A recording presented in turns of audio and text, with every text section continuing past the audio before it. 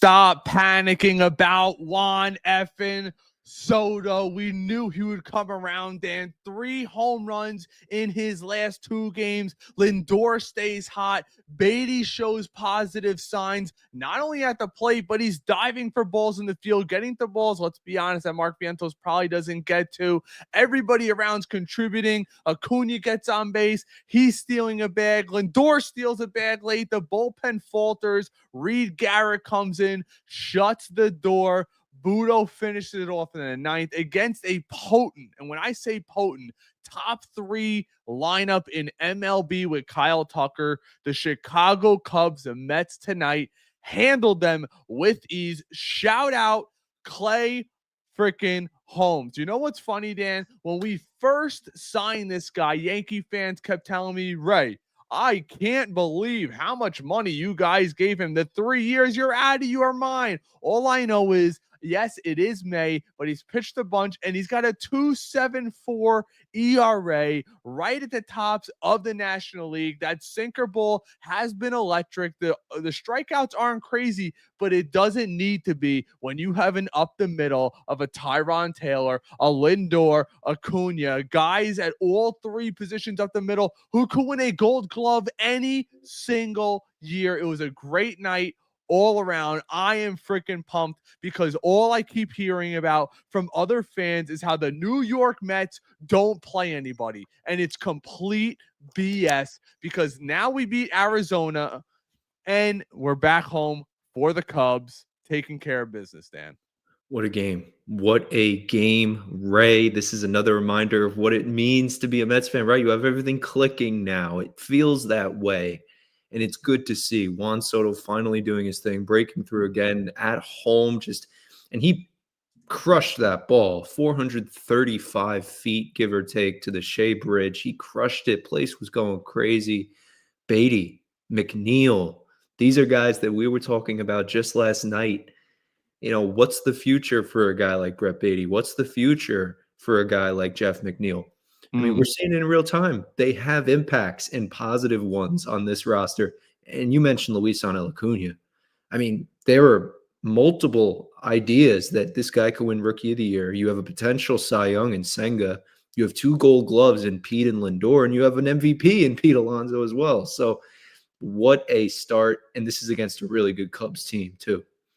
Right. And when we look at let's go back a little bit too. Jameson Taillon has completely owned the Mets over the last few years. You look at his ERA, he's got one of the best ERAs in all of baseball against the New York Mets. And that's something the New York Mets pregame was talking about coming into today, how dominant he was. But it's great to see Lindor leads the game off with the home run. And that's why we could sit here and we'll talk about it a little bit. The New York Mets lineup configuration, we were kind of throwing it around. I spoke about it a little bit pregame. I'm not totally in love with the fact of Francisco Alvarez starting the game off in the 5 hole. And I would like to see Acuna in the 9 hole. I want to see my 3 best hitters coming up with the guy on base, someone that can cause havoc in Acuna. You see pitchers worry about him. He's dancing all off first base. He's dancing at second base. He's a lock to go first to third or second to home on any hit, almost anywhere. And you know, another player that stepped up tonight. Not only did Brett Baty have the home run to left center, Dan, which, let's be honest, when he's right, that's what he does. He's a left center type guy. The Mets wanted him to lift the ball. And I think last year, especially, it got in his head where it was lift the ball, lift the ball, lift the ball, where he's trying to pull the ball out to right field. So he was grounding over those weak grounders to second base. Now he's just letting that man strength, that grown man strength that he's developing into his mid-20s take over, where he doesn't have to crush the ball. That ball went over the Great Wall of Flushing, 393 feet to left center. It was a no-doubter there. It was great to see that. And then later in the game, you saw him stay within himself. He swings at a bad pitch, but when a guy's as good not only say as good as he is, but when a guy is locked in like Brett Baty is, he's able to take that pitch and still go the opposite way. Brett Baty last year swings and misses at that pitch, or it's a weak rounder to the pitcher or a weak rounder to second base. He stayed with the pitch, got the second hit to left field. It's good all around, because if he starts hitting, he may just be that fifth hitter that we've been looking for all season long. Coming into this year, we thought it was going to be Mark Vientos. So far, it hasn't been. They're trying Alvarez there. I'm not totally sold on him. McNeil clearly is not within himself, even though he went deep tonight, which was great to see. But Brett Baty is the guy to watch for. He was a former first-round pick, and let's not forget, coming out of college that year, he was clearly the no doubt best hit tool in that class, and he only slipped to the Mets because he was 1 year older than most of the prospects. So that's why the Mets and Met fans should be very high on him. He's crushing it in AAA, and usually, I don't want to say all the time, Dan, but usually guys like him eventually translate, and that's why David Stearns refuses to give up on this kid. Yeah. I mean, the tools are there, right? I've stood next to Brett Baty. I'm not a tall person. This guy's 6'4". I'm looking up like, damn. And you really understand that they keep him for a reason. There's a reason that he's here. He has the tools. He's a left-handed bat. The Mets aren't going to give up on that very easily, as I would imagine, and they haven't to this point. Credit to them. It's great to see. How long does it happen for? I have no idea, but you got to ride the wave. Jesse Winker is going to be out for a couple weeks. So this is your chance, Brett Baty. Take it and run with it.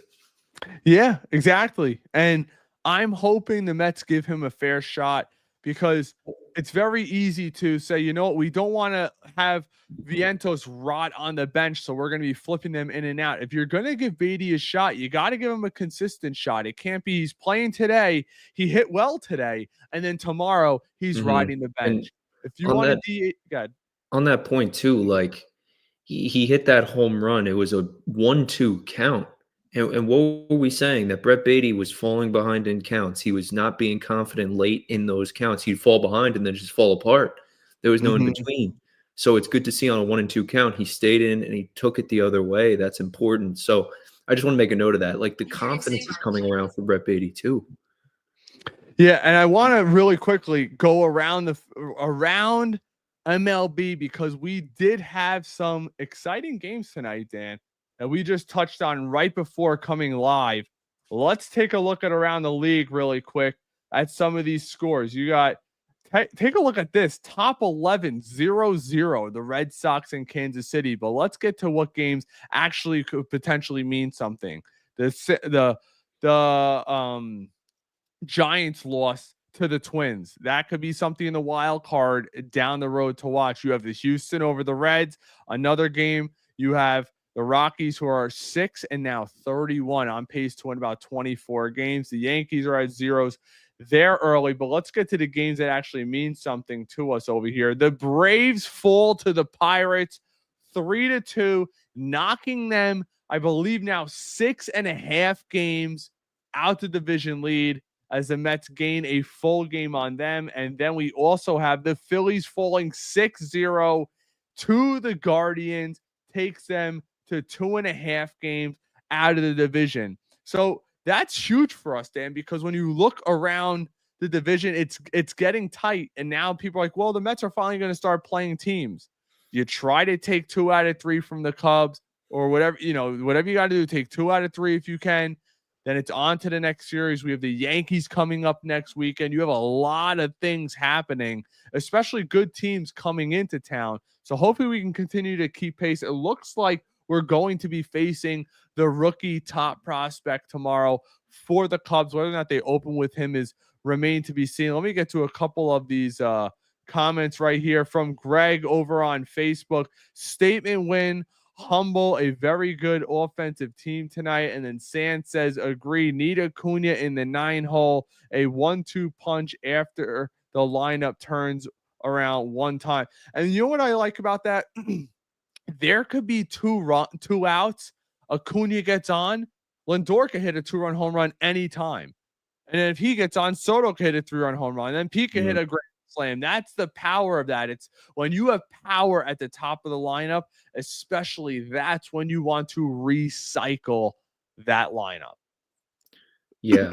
I mean, you know what I'm going to say with regards to Acuna. I look at him long term, if we're going to have him here long term, which is fine at this point. I know we floated some stuff past weeks, but Acuna's earned the spot. I think every Mets fan can kind of get behind that, but I don't know what the future is going to look like. I think I want to bat him lead off. I'm just going to say it again. Like, I don't think it's a 2025 thing, but 2026, this is going to be a conversation on Metcast. It's going to be a conversation on Twitter. It's going to be a conversation on SNY. They're going to be looking at Acuna and saying, all right, Lindor is now 32 years old. He's getting older. The legs still there. He's still stealing bases. We saw that today too. But when does that point come when you gotta go with Acuna? You gotta go with the speed. I'm fine with him as the 9-hole hitter, but that sets up him being the double leadoff hitter to eventually someday be the leadoff hitter. At least I would think. But there's And who knows if that power starts to translate that he had in AAA, if he becomes a, dare I say, 18 to 20 home run guy, a gap to gap guy, maybe he's the 5 hitter down the road, because clearly that has changed throughout MLB. I mean, you may say, oh, well, it's crazy, he's so light hitting. For the last 2 years, Jeff McNeil with his 700 minus OPS has been the 5 hitter on this team. He'll get on base more than McNeil. He could steal. And let's be honest, he probably has a little bit more gap to gap power than McNeil, because McNeil only hits home runs when he's jacking it out to right field. How many left field home runs have you seen McNeil hit over the last couple of years? So you never know how that could turn around. That's also going to depend what happens with Pete Alonso. Pete Alonso's not here. I could see it happening next year, no doubt, where Lindor goes back to the 3-hole. But that's for another conversation. right. Who do we have going tomorrow? Tomorrow's Canning. Tomorrow, excuse me. Yeah, McGill tomorrow, Canning game 3.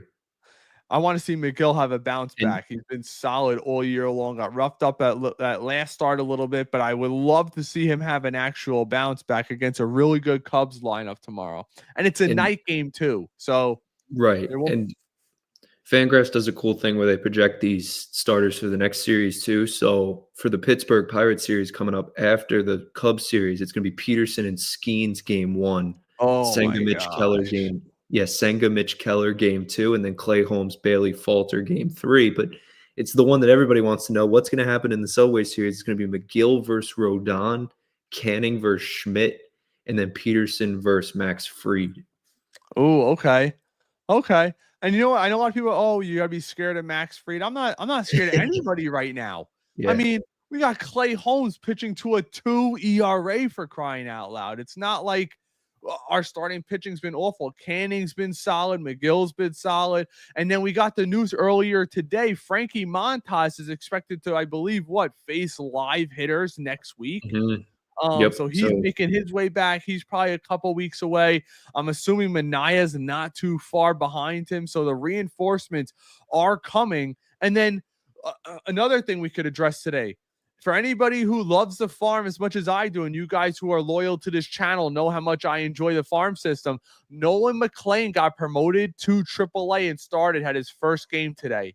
7 innings, 7 strikeouts, 0 runs allowed. Amazing. He got in and out of trouble a little bit, but he dominated today. That's dominant especially for your first start in AAA. He is right around the corner. Brandon Sproat had a very solid start his last outing. You're starting to see these guys come to fruition where maybe, just maybe, we're at the deadline. You're saying, you know what? Maybe we don't need a Sandy Alcantara if he's not pitching great. Maybe you don't need that. Maybe your reinforcements really can come from within, which obviously that's what every team wants. And another person who went deep today, a guy who we should all be keeping tabs on because he could very well be playing center field in the next month or two here. Drew Gilbert goes deep again, showing off the power in AAA, playing great center field, throwing guys out. It's all around a good day in the Mets organization. An account that I follow over on X, the Syracuse Mets account, always tweeting out the highlights, always tweeting out the stats. Overall, great day for the New York Mets. Yeah, a couple things there with the Syracuse Mets account. I'll start there. It's a perfect segue. They posted Tidwell's ERA, how it led the month of April is 5.73 or something, and you're sitting there saying that's the highest for AAA. Yeah, That's a everybody knows Syracuse is a nightmare for pitchers. Yeah. A nightmare. I mean, let's be honest. When you guys watch, I'll never forget, Noah Syndergaard was coming up. He had a 4.5 ERA in AAA. And we're like, what's all the hype about? They're like, well, in AAA, everything's inflated, where these guys play. Right. So there's that. Nolan McLean, that's awesome. I mean, he is a fast riser. I thought he'd fit more in the bullpen like a Tidwell, funny enough, but also I think McLean's really proven that he could be a starter. He went 7 innings today. He looked really, really good. So that's very encouraging. And yeah, I just think overall it's encouraging, right? Like seeing these prospects coming up, seeing these guys do well, seeing Acuna, like you lose a Max Scherzer, it stinks, right? Like some part of it stinks because you don't know what Acuna was going to be. We heard about him. We knew he was the brother of Ronald, but we didn't really know what Acuna was going to be. So now we've seen it, and it's really, really refreshing. So we have the stats right here from today. I haven't pulled up right here. Lindor 3 for 5 solo home run, his 8th of the year. K stolen base. Soto 2 for 4 solo home run, also 8th of the year. 2 RBIs and a walk. So he's on base 3 out of 5 times. That's a 600 on base. Alonso 1 for 5 with a double, 2 Ks. Even when Alonso was off today, still gets that double. Nimmo 1 for 3 with a walk. So he's on base 2 out of 4 times. Alvarez 1 for 4, 2 Ks. I don't believe he should be in that 5 spot, but that's just me. Baty 2 for 4 solo home run, which is his 2nd of the year. Acuna 1 for 4 RBI stolen base. McNeil 1 for 3 solo, his 2nd of the year, 2 Ks. And Vientos with the pinch hit little grounder to shortstop was 0 for 1. Taylor 1 for 4 with a stolen base. And that's one thing I love, Dan. Look, so check this out. You have Acuna only gets on base once, steals a base, gets an RBI. Taylor on base once, steals a base. I mean, so these guys, when they do get on, they're just simply contributing. I mean, Lindor and Soto. I mean, if you look at it, Lindor, Soto, Alonso, 6 hits today, and they're on base 7 times. Can't ask for more than that. Just simply can't. The 1 through 3 of the Mets have been really, really good. And that was the knock. The 4 through 9 wasn't really doing their end of the bargain, right? They weren't holding that part up. Today was, I think, a perfect example. And this is how we started the live, talking about Baty, talking about McNeil. Like, these are the guys that last night and in weeks past we were talking about and kind of writing off in some way or the other. We knew they had value, but we didn't think it would be to this point where they're both contributing in the same game. And we're thinking about it like, what are the opportunities moving forward? It's a game by game thing. Baseball's more of a week to week thing. Like, let's see if Brett Baty's hitting next week. That's the real conversation right now. But really quickly too, just talking about third baseman, not to get too off topic, but I did want to address this with you. How are we feeling about the Devers trade talks conversation? Are you buying into that, or? I don't think the Mets are having conversations. I don't see them picking up that contract, but I would be all in on Rafael Devers. And then we here call spade a spade. Look at the back of his baseball card. We would have the best 1 through 4 in baseball, and it wouldn't be close. Rafael, ready? People, let's pull it up really quick so that way everybody doesn't think I'm nuts. Remember, this year he started out, 0 for 21, something like that. His batting average is up to 255. 6 home runs, 25 RBIs already. Think about that. Starting out 0 for 21. He's got as many RBIs as everybody on our team outside of Alonso. But if we're being honest, he's a locker room. Not going to say the word. I don't necessarily think he's a locker room cancer type guy because I was told, and I spoke to somebody today, a former executive for the New York Mets, who crossed paths with Alex Cora. The Red Sox promised him third base. They 100% did in contract negotiations. There was no doubt about it. And now they're rescinding. Why do you think he's coming out? He says, I love my teammates. I don't know what the general manager's doing. He's saying that because during contract negotiations, he said, I'm willing to forego free agency, which, let's be honest, Dan, if he was out there, the Dodgers would have been involved. The Mets would have been involved. This is pre-Soto. Mets would have been involved. The Yankees 100% would have been involved. San Diego would have potentially been involved. You would have had Toronto definitely getting involved. All these teams would have gotten involved. Instead, he said, I'm a loyal guy. I will stay in Boston. But what I want to promise, I want to know that I am the third baseman now and of the future permanently. And that was promised to him. And they're now going back on that. So that's why when they brought in Bregman, he was saying, well, what the hell's going on? Are they going to play him at second base? I'm the third baseman. Like, you know, he's not going to come out and outright say, I was promised this, but in every other way, he's telling you that. I would drive anybody to the airport for this guy. 2024 last year was considered a down year for him. 871 OPS, 272. 5 triples, 34 doubles, 28 homers. The year before, 33 homers, 100 RBIs, 271. The year before, 27 homers, 1 triple, 42 doubles. The year before, 38 homers, 37 doubles, 113 RBIs, and he's 28 years old. The guy is a 270 plus 30 home run lock. And he's a clutch as hell player. I would give up so much to get him. Would the New York Mets do it? Odds are no. So I'm not wasting a lot of time on it. But people are saying, well, Ray, what are you going to give up on Vientos? I'm not giving up on Vientos. We're talking about 2 different calibers of players. Rafael Devers, look at his career here. Look at his career. He's 28 this season. He already has 1,100 hits. 1,100. 206 home runs. This guy is on a Hall of Fame trajectory. Not saying he's going to get there, but that's your trajectory. They don't grow on trees. Him hitting behind Alonso, holy hell, watch out. Watch out. You're telling me Brandon Nimmo's now your 5 hitter? Dan, don't. I'm a homer. I love my prospects. I like my guys. I would bring him here in a heartbeat. Guys like him don't grow on trees. There's a reason why the Red Sox offered him that crazy contract and made sure to lock him up because they knew if he got the free agency, like everybody else, like the Chris Sales were going to be gone, like the Xander Bogaerts who left, like they had to trade Mookie Betts. Think about it. A couple years ago, they had to make a decision.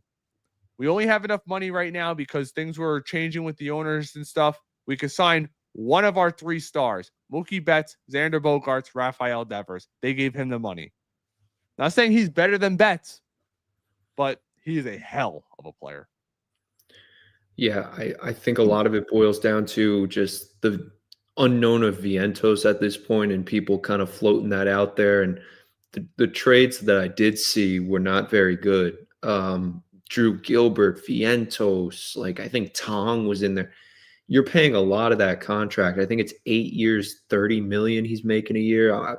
The years maybe a little. That's a good contract. Right, 30 million for a guy like that who can still play third base, who could be a DH at the end of his career, who's a left-handed bat. I agree. There's a lot of positives to Rafael Devers, and that's why he can say in Boston when a guy like Bregman comes in, oh, wait, hold on, this is my position. I'm the heartbeat of this team. I understand from his perspective, but at the same time, teams are able to adapt, right? Teams are able to be – you can play different roles. That's what makes a team special. And I don't really know if the Mets want a guy in their clubhouse who's stubborn like that. I really don't think that's the mindset of what the Mets are all about at this point. Let me ask you this. Yeah. Let me play devil's advocate. And by the way, the contract's better than I thought. Age 36, his last year, he's making $27 million after this year. That's a steal. Mm-hmm. Soto's making 50. 51, right. 121 million this year. Dan, he's 28. Let me play devil's advocate, though. You say he's stubborn, something that was promised to him. The New York Mets approach Juan Soto right now and say, you know what? Drew Gilbert is a hell of a defender in right field. We want you to DH. And Soto says, no, you're going to call him stubborn? Remember what the Red Sox asked him? They asked him to put his glove Well, I away, be a would. permanent Right, DH. I would. Because Devers has been with the Red Sox, I don't know how long now. Okay, the 7 New York years. Mets approach Lindor and say Acuna is a better shortstop, and we have Jet Williams coming up. We want you to start DHing. And he says, wait, I'm the shortstop. I was brought here to be the shortstop. I've been the shortstop for 5 years. Where's the loyalty to me? I get it. But remember, Dan, they're asking him to be a DH. He's 28 years old. He's not some 35, 34-year-old player. That's completely different. But he's like, you're asking me to play third, then you want me to DH. His quote was, now you want me to play first base. Next week, you want me to play the outfield. And it's not that easy. This is Major League Baseball. You need reps at these positions. I'm told I'm the third baseman. In spring training, I take third base reps, and you take my glove away from me. Now you want me to just shift over to first base, and I've never taken a rep there. I get it. I take the opposite. And you know what? Winning cures all. If he comes here and he's an okay third baseman, he's a butcher. I'm not going to say he's not. He's like Mark Vientos at third. The difference is he hits 30 home runs. The difference is he hits 270. The difference is his OPS is well into the 800s every single year of his career. The difference is he's on a Hall of Fame trajectory. The difference is when he comes to the plate and there's bases loaded, like a Juan Soto, like a Pete Alonso, like a Francisco Lindor, he strikes fear in the opposing pitcher more than anybody on our team outside of those three that I named. More than Vientos, Baty, Nimmo, McNeil, anybody else. He's an all-star caliber player. And I also feel this too. You have a Juan Soto here, and we have something that they do not have. A real captain in the clubhouse in Francisco Lindor. You see the way the players on this team like him, not only like him, but respect him. Don't forget what happened a couple weeks ago. Mark Vientos is slumping. He doesn't run out the ground ball. What does he say? Lindor sat me down and we had a discussion. I'll leave it at that. Because he's the real leader. He's a guy that can do that. He's been there. He's done that. Everybody knows no matter how good Juan Soto is on this team, this is Lindor's team. Devers was that guy. He was that guy for Boston. But instead, they go give his replacement a big contract when they promised him third base. I think Lindor would do the same thing. Lindor wouldn't just accept being a DH next year because Acuna is a better shortstop. I think if we're being honest right now, Acuna might be a better shortstop than Lindor. He's got more range. He's got a cannon for an arm. Not saying Lindor's bad, but I think Acuna is a Gold Glove level shortstop. But they wouldn't dare disrespect the captain like that. When David Wright was washed up, Dan, did the Mets say, hey, David, go grab a first base glove? They wouldn't dare disrespect him that way. And that's what happened to Devers. He's like, I'm the captain here. I took less money. Think about it. He's making $27 a year.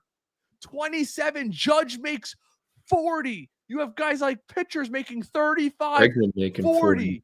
Bregman's making 40. Soto's making 21 at age 26.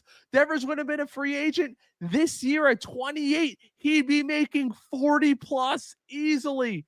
He gave up $15 million a year, and then they disrespect him on top of that. That's why he's pissed. I don't blame him. I'd probably be the same way. These guys are competitors. He doesn't want to say at age, I have 8 years left on my deal, and you're telling me I'm a DH at 28 years old? Get out of here. I built this team. I was here through the good and the bad. Think about this. The Red Sox have not been good in almost a half decade. And he decided, I'm going to stick around and see this through. And you know what? I'm not going to be greedy. I'm going to give you money back so you could fill this roster with better players. Not my replacement. That's like the Mets going out and signing Corey Seager 2 years ago and asking Lindor to go DH. Yeah, I think I always think about the offseason, Ray, and I think about the conversations we had regarding a guy like Alex Bregman. And I don't know if you know more, you might, but I still don't think the Mets ever had a formal contract out to Alex Bregman No, ever. I never So heard anything. if that was truthful and they did have, conversations with Bregman's camp and they were really pursuing it, then okay, maybe some Devers stuff makes sense where there's some truth to this. I think the Mets just look at Vientos, but we've talked about it too. Mauricio, Baty, they still don't know who their third baseman is. And that's why if it's a win now thing and the Mets are, if there's any truth to this, it would be because if it's a win now move. The Mets realize their window is, right, whatever it is, they have to win now. So they would go after a guy like Devers and that would send the message. But if that was their logic, sounds a little cringe, definitely not the same player, but why not go after a guy like Nolan Arenado? If it's a 2 to 3 year plan that I you're think saying it's way win more now, than 2 or 3 years. That's what right. remember this. We can go back. What did David Stern say? Let's take a look at his plans, Dan. Very simple. What is one thing he does not do? And that's why I'm very curious to see what's going to happen this offseason with Pete. He does not give massive contracts to guys that are in their 30s. Devers is 28. You could say, you know what? His prime is probably to 33, but if he's a great, like we all think he's going to be, like, the Yankee fans, Soto's going to suck when he's 35, you want to bet? Guys like that don't just so if that's the case, Aaron Judge has one good year left. He's 34 this year? I mean, you're seeing nowadays how the guys take care of their body. They last until they're 35 years old. And if you're telling me I got to pay one bad year on a Devers contract for $27 million, for me, Devers would be a 6 or 7 year move. He's 28. He's only signed till 36. I would say, you know what? I have Soto, who's 26, Devers, who's 28, Lindor, who's 31. My window keeps growing. I mean, think about that. How many? We always say, oh, well, what about Vientos is 25? It's a 3-year difference. We're not talking about Jet Williams, who's 21, or Vlad Drew too, Gilbert, who's 23. right? What's up? Vlad. Vlad's 26. Who do you think's going to age worse? Right. Vlad just got $400 million. Think about that comparison. And if you were to say who's a better player over the last 5 years, it's not close. It's Devers. Devers is all pro type player.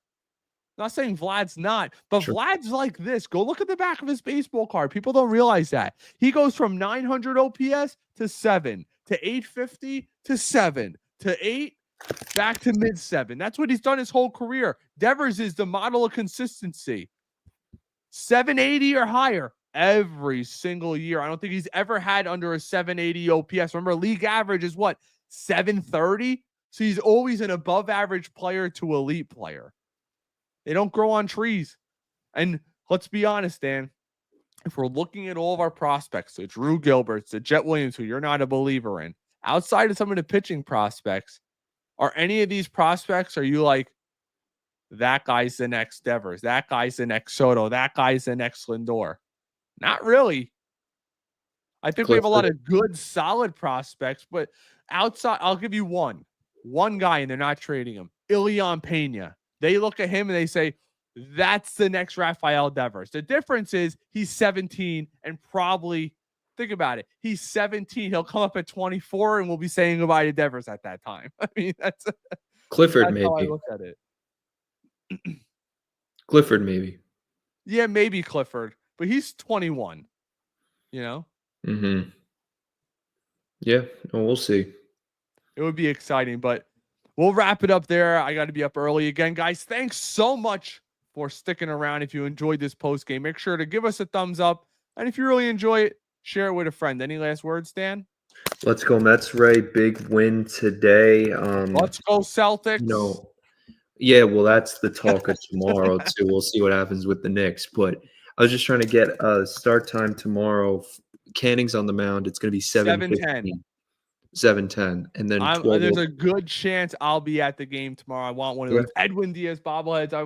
Before I forget, I almost forgot. If you guys are interested, my friends over at Foco sent me the dopest Juan Soto bobblehead. They have another one that came out today with Francisco Lindor, Sports Illustrated in the background. It's sick. We posted it over on X. I'm going to be getting, actually, I ordered one of those today. It'll be up behind me on my bobblehead shelf. You can get those over at X. I'll make sure it's my pinned tweet for the rest of the night into tomorrow. If you guys want to check that out. Everybody. I'll give it to you, Dan. But all right, everybody, thanks so much for sticking around. As always, let's go Mets. Peace.